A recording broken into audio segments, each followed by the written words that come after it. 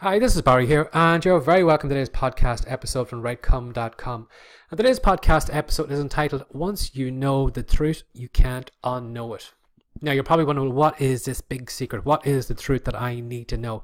Well, I'll tell you what the secret is. Your customers and your readers are afraid of you. Now, you're probably wondering, well, what does he mean by that? I'm not that type of person. I'm not, I'm not like a car salesman. Anything I sell, I always stand behind.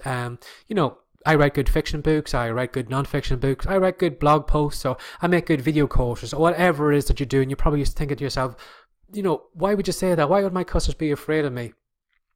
Now, I used to think that as well myself until a couple of weeks back I was reading a book by Dan Kennedy, and that was one point that he brought up, was that my customers were afraid of me. And again, I had the same thoughts that you had too. I kept thinking to myself, well, I'm not like them car salesmen.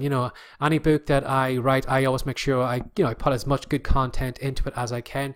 When I create a video course, I try to give people as many ideas as I could. And, in some of the video courses, I could probably sell them maybe for $1,000. I don't do that. I probably reduce the price down to, originally at the start, I used to lower them down maybe to $27 because I wanted to try and help as many people as I could. Whereas I knew that, even though the content in that video course could make that person maybe $1,000 over a lifetime or even far, far more, I felt by me reducing down the price to $27, I was making myself out to be a good guy. I was going to be one of those people who wasn't going to rip you off, who wasn't going to grab your money and disappear into the night. I was going to give you $27, you're going to be blown away and you're going to say, wow, that guy was amazing. But the fact is, it's only actually after they buy the product that they have those feelings. They say, wow, such a great guy. But, on the run up to that, people are reading they're reading the book description on Amazon, and maybe they're coming to your blog post or whatever, and they're coming with doubts. They're coming and, as Dan said, if you imagine a couple who are getting into bed on the first night to have sex, it's not just the two people in that bedroom. There's all the bad, the relationship they had in the past, the good, the bad, the relationship maybe between the father and mother and their upbringing, and what the atmosphere was like in the house, and how the mother and father or partners treated each other, or then you have maybe their religious upbringings, and then you have all these different things. And so it is with those people in that bedroom. They've got all this huge amount of baggage in there, so it's a pretty crowded bedroom. But so it is with your readers and your buyers of your products. They are coming to that book description on Amazon, they're coming to the blog, they're coming to your maybe the sales letter for your video course, and they're bringing all that baggage of all the past poor sales, the past, all those, for example, maybe somebody may be ripped off, as I said, by a car salesman, bought a car that they thought was fantastic, got it home, and it fell apart, and a couple of weeks later, after the guarantee was up, it was a total nightmare. It was a total rip-off. Then you have people then maybe who bought maybe something on the shopping channel, or bought something, digital product that was going to help them lose £60 in 6 weeks, and it never worked, and it was a complete rip-off. And then you have other people maybe are in the internet marketing game, who bought a piece of software, a couple of $100, and all they had to do was just simply click a button every day, and they were going to be a millionaire in 90 days or whatever it was. And so it is when they're coming to your book description page, your Amazon page, your blog post, the video course. They have all that package, that baggage of all those bad decisions that they made in the past. All those times have been ripped off, and they're looking at you and they're thinking, is this person going to be another one of those people who's going to rip me off? Am I going to buy this fiction book and am I going to be disappointed because it was just lukewarm? Am I going to buy the non-fiction book? Is it going to be, the book description looks good, it looks like it's going to tell me all these different tips and tricks, but am I going to go through the book and I'm going to come away, is it going to be complete rip-off? It's going to be $10 that I've just wasted, rather than like the couple of books I bought before that were a total waste of time. If there's a video course that I bought maybe to help me to make children's picture books, or emails, or whatever it is, is that money going to be well spent, or I'm going to have to go back to that person and kind of say, here, I need that money back, but that was a complete rip-off. And there's embarrassment of making those stupid mistakes. And so it is with your customers and your readers coming to whatever that you're selling.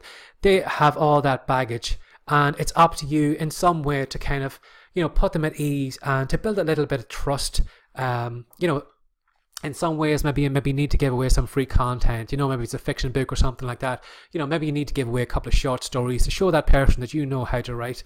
It could be maybe if you have a blog there, maybe that you give them a couple of, downloads or free reports or something like that, so they can show that, without them costing them a penny, that, that shows off that you're an expert. Or maybe the video course, maybe if you give maybe the first lesson away free, once they again have a look and see with the content in the first video, well, then there's probably a better chance maybe that they're gonna, go through and then buy the full course. And it's up to you to kind of build that trust.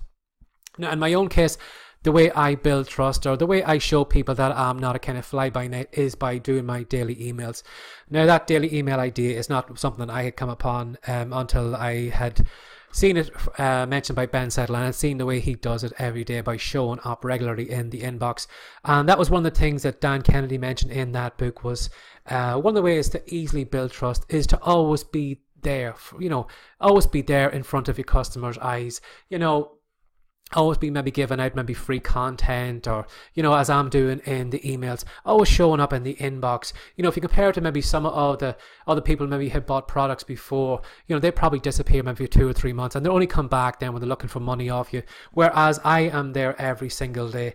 I usually have something entertaining, and maybe I have something educational, maybe I have some content on the blog or something I'm directing people to, and I'm always showing up day after day after day.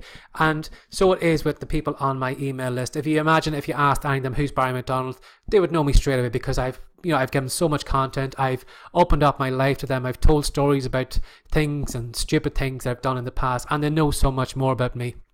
And so it is about you. You're going to have to open yourself up to your audience. You're going to have to show up regularly. Again, not everybody likes doing the daily emails, but that is something that I am doing. And so you have to kind of work out, how can you build a little bit of trust with that person? How can you make them less afraid of clicking the buy button and believing that it's really worth their while spending money with you, that the book that they're going to buy is going to be really, really good, that they're going to learn something from that video course, or they're going to come to your blog post and they're going to say, wow, this is amazing, this blog, I can't believe this person is putting up so much great content, and this is something that I should be telling other people.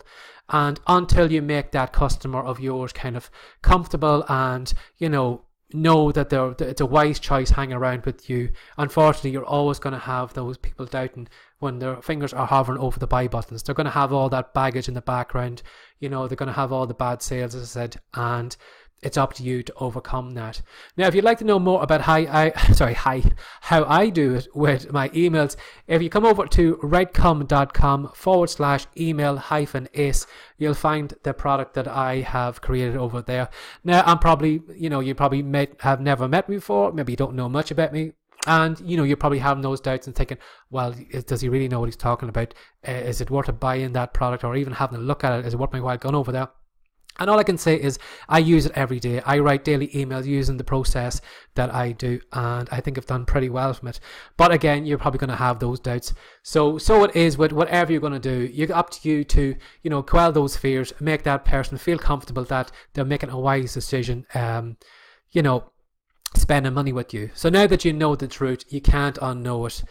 Your customer is afraid of you, and no matter how good you are, or how sweet you are, or how loving you are, and how peaceful you are, and how you would never rip somebody off, you've got to put that person's mind at ease before they actually click the buy button and buy what it is that you're trying to sell. So if you enjoyed this podcast episode, if you'd like maybe to share it with a few people, you'll probably see some social media buttons close by. And if you see them close by, just click one or two and share it with your friends, or share the ID with somebody else. I would really, really appreciate it. Now, if you'd like to know more about me, if you'd like to know more about the WriteCome site or the podcast episodes or whatever it is, you're very welcome to drop by WriteCome.com. That's WriteCome.com. And I look forward to seeing you over there. As always, thanks for sharing your time with me again today, and take care and have a great day. Bye bye.